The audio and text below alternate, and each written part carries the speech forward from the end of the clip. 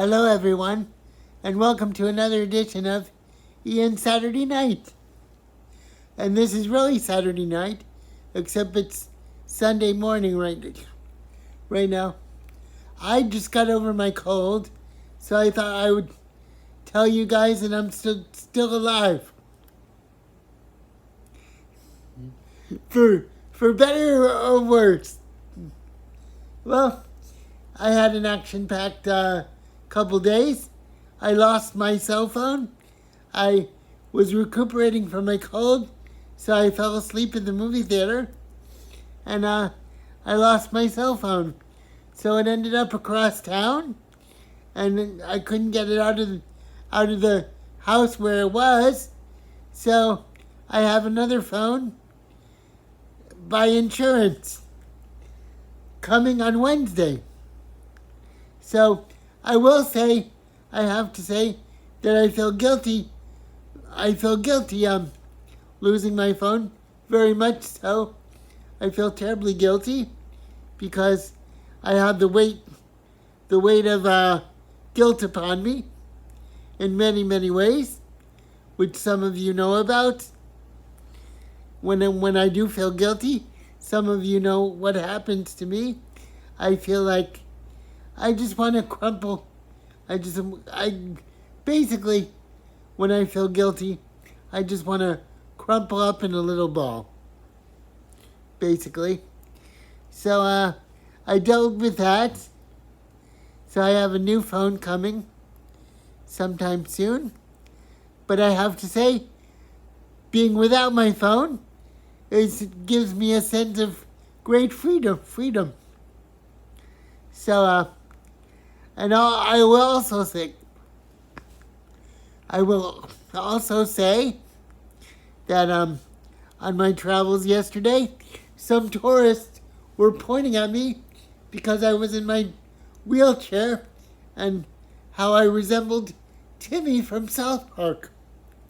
Now, I know what you'll say, that I bear some resemblance, some unfortunate resemblance to Timmy from South Park, my speaking patterns and whatnot, but I can say I have 2 college degrees when Timmy is just out of junior high school. That was a little dark humor there, but I felt very badly.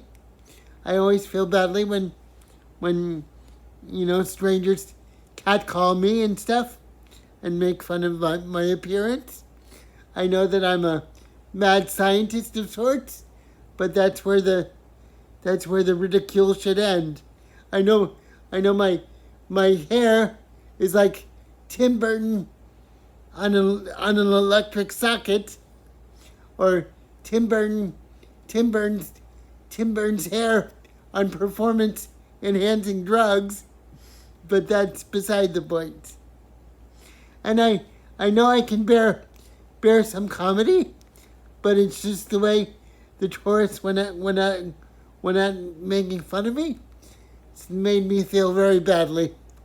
I wanted to swear and everything else, but I just let it. Excuse me while I compose myself. I let it go.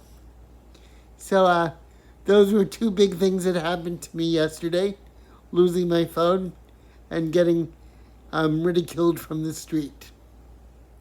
It does happen, and I have to accept it. I mean, I don't have to accept it, but I have to accept that it exists and to be aware of it. And it exists because we fear what we do not understand. And this is true in movies. You see this with The Elephant Man, a David Lynch film. Then this comes very profoundly in the film when John Merrick, he's a very sophisticated and kind soul, but of course, his life was very very confined and very imprisoning. And he wanted to reach out, and all he does is get ridicule and pain for his efforts. Ridicule and pain for his efforts. And that's kind of a dark reality to embrace, but you don't have to accept it as your personal reality, but you have to accept that it exists. So that's where I'm at. I accept that it exists. I don't agree with it. It makes me sad, but it does exist. So, and the people that engage in that behavior are scared of me because they're scared of me because I remind them of what they fear, which is something that doesn't quite fit in, something that doesn't quite work the way it should, and it reminds them of infirmity. Just the very fact that I'm in a wheelchair reminds them of hospitals, and so of course they don't understand me, so they want to lash out at me. That's unfortunate, but it does exist. As you can see, I'm speaking better now because I'm more relaxed. And that's often how it happens.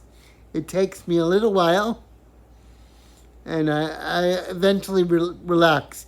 I think I'm like a slinky. I'm like a human slinky. A human slinky is all, when you first put it down, it's all knotted up, but then when you let it go, it relaxes. I know that's a weird metaphor, but it's about 1:30 in the morning, so I think about things in weird ways. So that's just what happens. And I know that the cinematography of this video vlog is a little bit like a Michael Haneke movie, but that's just how it goes. I also the hair is starting to go in very Tim Burton directions. I don't quite know what that's about, but I land in bed, and I like to be very spontaneous when I do this, because if I think about going on camera, I never would think it was right. So I think it's best to just wing it, and I want you guys to see the way I am at one particular moment. So this is what you get. I already my famous description in doing these video journals or vlogs is that I'm a hybrid of a mad scientist and Mr. Rogers. So there you have it. And let's see what else happened. I was talking with my fiance, my former fiance. I talked to her I refer to her as if she's a former fiance, because it's been 2.5 years since we've seen each other, and by that definition, I don't know of any relationship that resumes after 2.5 years of somebody wanting to be with somebody and severing contact and then reuniting after 2.5, almost 3 years. I know it probably has happened, but it's like a needle in a haystack. So I'm kind of doubting. I hate to say it. If she somehow sees it, if she somehow sees this video journal, I hate to say it, but at the 3-year mark, it's probably not going to happen. I have to admit to you guys that sometimes I go through moments of the day, thinking to myself, I wonder if I'll see her today. I wonder if she'll come today. I wonder if she'll come today. and of course, I don't see her. Why? And how could I? She's in college. She's about 800 miles away, or maybe 700 miles away. So the chances are rare. I realize that I have these feelings because of unresolved, images and feelings and emotions, and that this is only natural. If the shoe was on the other foot, I'm sure she would feel exactly the same way I do. So I have to kind of take it in a zen kind of thing. I shouldn't beat myself up about these things. I have to recognize where they come from, and if somehow she should appear before me, and we agree to sit down for a meeting of minds, then that would be interesting, and I'm sure that would be healing, and maybe it would mean a new direction of our friendship. But to think that things are going to be to think that things are going to be the same, like a romantic comedy of sorts, I'm under no illusions that that's going to happen. I think about it, like, as I said, I wonder if today's going to be the day. I wonder if I'll see her today, or I wonder if she'll leave me a long message. But none of that has happened, and I have to, like I keep saying, she's okay, so I have to be okay. And that's about all I've been thinking about. And it comes up in my dreams. It comes up like some kind of gothic story sometimes in my dreams, but I have to accept that too. We're the sum part of all our wishes and our fears and our desires, so that's all part of it. And I just have to go on each day. I tend to beat myself up a lot. I beat myself up quite a bit, and I tend to, I don't really have a thin skin as a person, but I do, when I feel something, I tend to want to, when somebody feels like I'm less than something, I want to prove to them that I'm not. Because I tend to think that people think of me as a sort of mascot. So, of course, I want to prove to them that I'm not a mascot, that I'm an actual forceful person, that I'm not like a mascot or some cuddly puppet or something. A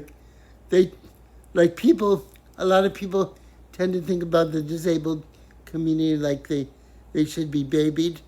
I'm very sensitive to that, and the way I see myself is the way I see myself is as a person, not as a person in a chair. I use my chair as a way to get from place to place, but it doesn't describe me. Of course, that's a little strange, because of course I think about my chair a lot as part of me sometimes, but I don't think it describes me. I think that I'm just like everybody else going to the store, but of course people treat me differently because of what they see. Okay, I've said a mouthful tonight, and I don't quite know why. I ramble as it gets later in the night. I tend to ramble when I'm alone. I'm to you guys, and sometimes I talk to myself, but I won't tell that to too many people. But I do that sometimes. I give myself little asides. So, so that concludes another edition of Ian Saturday Night. Thank you for tuning in, guys. And ladies, far and wide. And I'll talk to you next week. Bye, everybody.